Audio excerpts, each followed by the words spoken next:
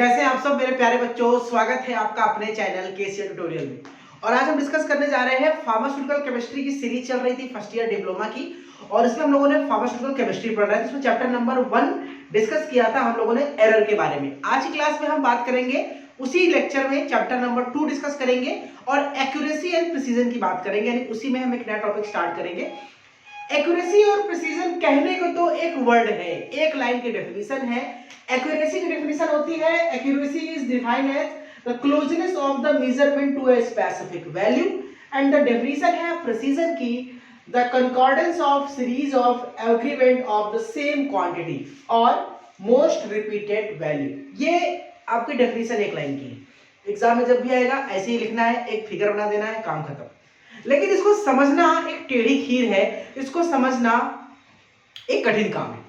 आज के लेक्चर में हम इसको समझने का काम करेंगे, और ये हमारे बी फार्मा फर्स्ट सेमेस्टर के एनालिसिस में भी यूनिट नंबर 1 का टॉपिक है। तो एक्यूरेसी और प्रिसीजन को हम बहुत ही बेहतरीन तरीके से समझने का प्रयास करेंगे। मैं एक छोटे से एग्जांपल से आपको शुरुआत करता हूं।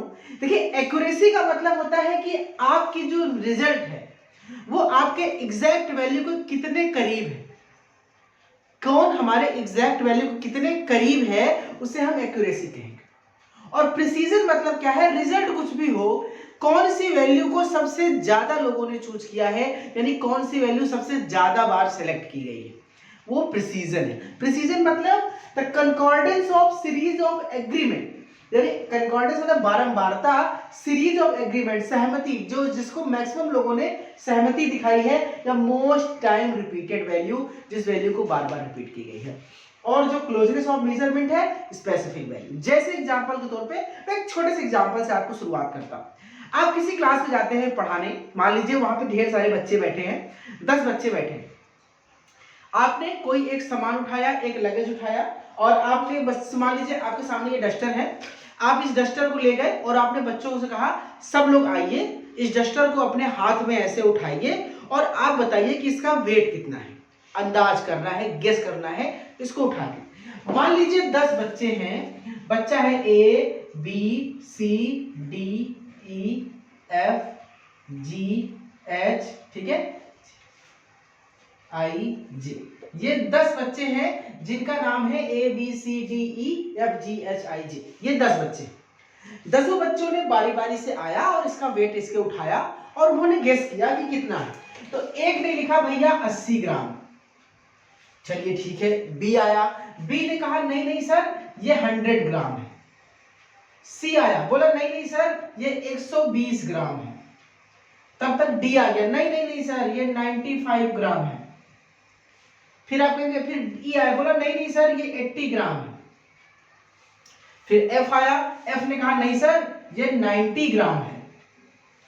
फिर जी आया, जी बोला नहीं नहीं सर ये तो 80 ग्राम है। फिर एच आया, एच ने कहा भैया ये तो 100 ग्राम है, ठीक है। और उसके बाद आई आया, आई ने कहा सर ये 75 ग्राम है।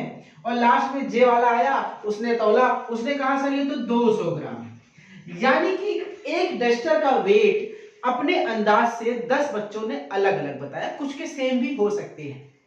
अब इसमें से समझिए, जब टीचर ने इसका एक्चुअल वेट किया, जब इसका एक्चुअल वेट किया तो उन्होंने पाया जो इसका एक्चुअल वेट था वो 96 ग्राम था। This is the actual wait. यानी कि जब मैंने यानी टीचर ने इस डस्टर को वेट किया तो एक्चुअल वेट हमारे सामने आया 96 ग्राम। अब हम सभी बच्चों के रिजल्ट को कंपेयर करते हैं। 96 ग्राम के सबसे करीब या एग्जैक्ट 96 जो वैल्यू होगी उसे हम एक्यूरेसी कहेंगे।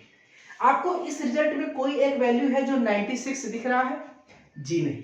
96 के सबसे क्लोज वैल्यू कौन सी है? तो जो डी वाले ने कहा था, डी ने कहा था सर ये 95 ग्राम है। ये 95 ग्राम इसके सबसे क्लोजेस्ट वैल्यू है, यानी जो डी है वो एक्यूरेसी, ये सबसे एक्यूरेट है। जो डी ने वैल्यू बताई, बच्चा नंबर डी, उसने जो रिजल्ट दिया वो सबसे एक्यूरेट है। एग्जैक्ट नहीं है लेकिन सबसे एक्यूरेट है, 1 ग्राम का डिफरेंस है। तो एक्यूरेसी मतलब आप समझ में आ गया? एक्यूरेसी जो आपके एग्जैक्ट वैल्यू के सबसे करीब हो, the closeness of the measurement of specific value. आपके स्पेसिफिक वैल्यू, एग्जैक्ट वैल्यू के सबसे करीब। सबसे एक्यूरेट डी वाला है। उसके बाद एक्यूरेट कौन हो सकता है? ये आपके 80 वाला हो, सॉरी आपका ये 90 वाला हो सकता है और 100 वाला हो सकता है। 100 से 4 ग्राम का डिफरेंस है और 90 वाले से 6 ग्राम का डिफरेंस है, तो 100 और ये हो सकते हैं। ठीक है, अच्छा अब हम बात करते हैं, ये हो गया एक्यूरेसी। लेकिन रिजल्ट, एक लड़के हैं, एक 3 बच्चे थे, ए और ई और जी, ये ए ई जी, ये 3 बच्चे ऐसे थे जिन्होंने बताया कि इसका वेट जो है वो 80 ग्राम। 3 बच्चे, कौन कौन? ए, ई और जी, 3 बच्चों ने कहा, और 2 बच्चों ने कहा बी और एच ने कि 100 ग्राम है। तो जिस वैल्यू को सबसे ज्यादा बार लोगों ने बताया, जिस वैल्यू को सबसे ज्यादा बार लोगों ने चूज किया, उसे प्रिसीजन कहते हैं। यानी जो ये 80 ग्राम है, ये प्रिसाइज्ड वैल्यू है। This is the precised. जैसे 96 ग्राम एक्यूरेट था, तो 96 तो हमारा एक्चुअल है, लेकिन जो बच्चे ने चुना वो 95 था। तो 95 एक्यूरेट वैल्यू है क्योंकि सबसे करीब है, और 80 ग्राम भले करीब नहीं है, बहुत दूर है, एक्यूरेसी से बहुत दूर है, लेकिन क्योंकि सबसे ज्यादा लोगों ने इसको चूज किया, तो 80 ग्राम जो है वो प्रिसाइज्ड वैल्यू है। तो प्रिसीजन का मतलब the most time repeated value, ऐसी वैल्यू जिसको बार बार रिपीट किया जाए उसे हम प्रिसाइज्ड वैल्यू कहते हैं या प्रिसीजन कहते हैं। मेरे ख्याल से कॉन्सेप्ट क्लियर हो गया होगा। यानी 95 एक्यूरेट है और 80 जो है वो प्रिसाइज्ड। प्रिसाइज का जरूरी नहीं है कि वो एक्यूरेट ही हो, वो सही ही हो, लेकिन बार बार लोगों ने चूज किया तो इसका मतलब वो प्रिसाइज है। ये कॉन्सेप्ट आप समझ गए होंगे, ये एग्जांपल आप समझ गए होंगे दोस्तों। अगर इस एग्जांपल से आपको नहीं समझ में आया तो मुझे नहीं लगता कि इससे आसान कोई एग्जांपल और हो सकता है। चलिए मैं आपको ओलंपिक खिलाने ले चलता हूं और आपको मैं शूटिंग में यानी तीरंदाजी में मैं आपको कुछ मेडल दिलाने की कोशिश करता हूं। जैसे मान लीजिए कि आपने देखा होगा जो निशान लगाने वाले निशानेबाज होते हैं वो कुछ यूं इस तरह से, मैं थोड़ा सा और इसको बेहतर बनाने की कोशिश करता हूं। ठीक है, तीरंदाजी वाले होते हैं भैया जो निशाना लगवाते हैं, एक हो गया, ये हो गया,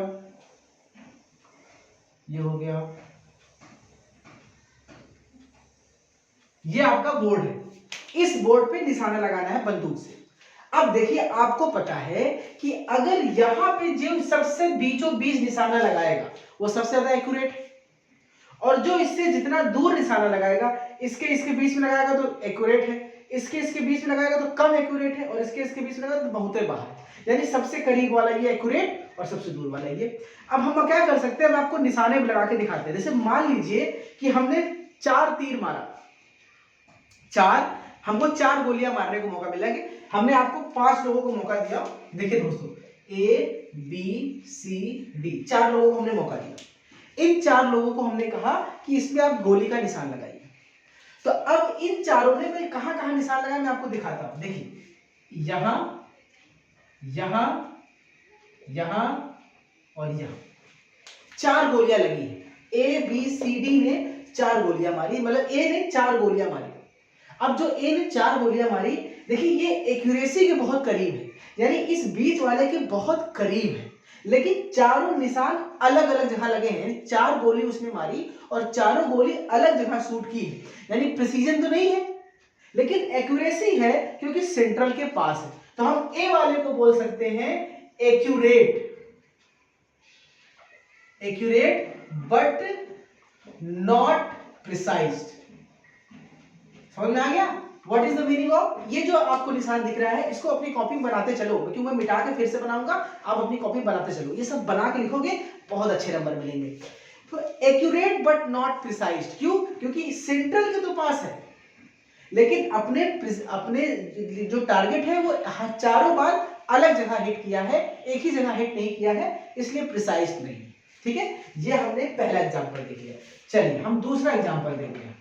अब दूसरा बंदा है, उसको एक दूसरा बंदा है, उसका नाम है बी बहादुर, उसको मैंने 4 गोलियां दी, उसने गोली देखो कहां मारी, पहली गोली, दूसरी गोली, तीसरी गोली, चौथी गोली। देखिए 4 गोली उसने मारी, 1 2 3 4। अब देखो ये सेंटर से बहुत दूर है, सेंटर से बहुत दूर है, यानी बिल्कुल भी एक्यूरेट नहीं है, निशाना इसका बिल्कुल भी एक्यूरेट नहीं है। लेकिन एक चीज ध्यान दीजिए, एक ही जगह पे पर्टिकुलर इस एरिया में इसकी 3 गोलियां एक जगह लगी है लगभग, तो इसका मतलब प्रिसीजन दिखा रहा है, एक्यूरेसी तो नहीं है। तो बी वाले को हम कह सकते हैं नॉन एक्यूरेट, यानी कि एक्यूरेट तो बिल्कुल नहीं है, क्यों? क्योंकि सेंटर पे लगा ही नहीं है, लेकिन प्रिसाइज्ड, लेकिन क्या है? प्रिसाइज्ड। समझ आ गया? Non accurate but precised, accurate नहीं है लेकिन प्रिसाइज्ड। समझ में आ गया? क्योंकि एक ही जगह गोलियां लगी। अगर ये सब एग्जांपल आप समझ रहे हैं तो चीजें बहुत आसान है। चलिए हम तीसरा एग्जांपल लेते हैं, आप अपनी कॉपी में बना लीजिएगा, मैं तीसरा एग्जांपल लेता हूं। तीसरा, सी बंदा है। अब ये सी बंदे को हमने 4 गोली मारने की दे दी। अब ये क्या करेगा? देखिए अब ये क्या करेगा, ये अब हमारे बंदे ने क्या किया, एक्यूरेट नॉन एक्यूरेट हो गया, प्रिसाइज नॉन प्रिसाइज। अब क्या करेगा हमारा बंदा जो है, अब इसको गोली हमने मारने की दी, इसने निशाना लगाया पहली गोली, दूसरी गोली, तीसरी गोली और चौथी गोली, यानी 4 के चारों गोली सेंट्रल पे, एक्यूरेट, एक ही जगह पे, प्रिसाइज्ड, यानी एक ही जगह पे है, प्रिसाइज्ड भी है, सेंट्रल पे है तो एक्यूरेट भी है, यानी तीसरा वाला जो है वो एक्यूरेट भी है और प्रिसाइज्ड भी है। समझ में आ गया दोस्तों? ये एक्यूरेट भी है और प्रिसाइज्ड भी है। ठीक है, ये समझ में आ गया। अब हम क्या करते हैं, एक अगला एग्जांपल लेते हैं, हम चौथे वाले को देते हैं कि भैया लो तुम भी गोली मारो। अब ये जो डी वाला बंदा है, इसने एक गोली यहां मारी, एक गोली यहां मारी, एक गोली यहां मारी और एक गोली यहां मारी। ना तो ये प्रिसाइज्ड है और ना तो सेंटर के आसपास है, ना तो एक्यूरेट है, यानी ये वाला है not accurate and not precise, सबसे दुई कौड़ी का ना तो इसके एक्यूरेट है और ना ही प्रिसाइज है। मैंने आपको 4 एग्जांपल दिखा दिए एक्यूरेसी और प्रिसीजन को बहुत अच्छे से समझने के लिए। Accurate but not precise, not accurate but precise, accurate and precise, non accurate non precise. ये चारों एग्जांपल एक बार फिगर बनाइए, खुद से समझिए, कॉन्सेप्ट क्लियर। एग्जाम में बच्चा बस एग्जांपल डिफिनीशन पूछेगा एक लाइन का, बाकी ये सब फिगर बना के, बस यही वाला फिगर तीर वाला बना के चारों टाइप को डिफाइन कर देना और 4 अलग फिगर बनाना। मैंने एक ही फिगर में 4 बार बना दिया, मैं आलसी हूं, आप मत बनिए, इस तरह से कर लीजिएगा। एक्यूरेसी और प्रिसीजन डिफाइन करने का सिग्निफिकेंट फिगर बहुत थर्ड टॉपिक है, वो बी फार्मा में है, डी फार्मा में नहीं है। तो हम लोगों ने फार्मास्यूटिकल केमिस्ट्री के चैप्टर 1 को खत्म कर लिया है, एरर और एक्यूरेसी प्रिसीजन को पढ़ लिया। अब हम नेक्स्ट टॉपिक पे डिस्कस करेंगे, आएंगे तो वहां पे लिमिट टेस्ट वगैरह की बात होगी और बाकी चीजों की बात होगी। तो मिलते हैं आपसे नेक्स्ट क्लास में। ये लेक्चर आपको कैसा लगा, समझ में आया कि नहीं समझ में आया, आप बताइएगा। मिलते हैं आपसे नेक्स्ट क्लास में। Thank you so much, take care, bye bye and Anurag Jaiswal loves you always.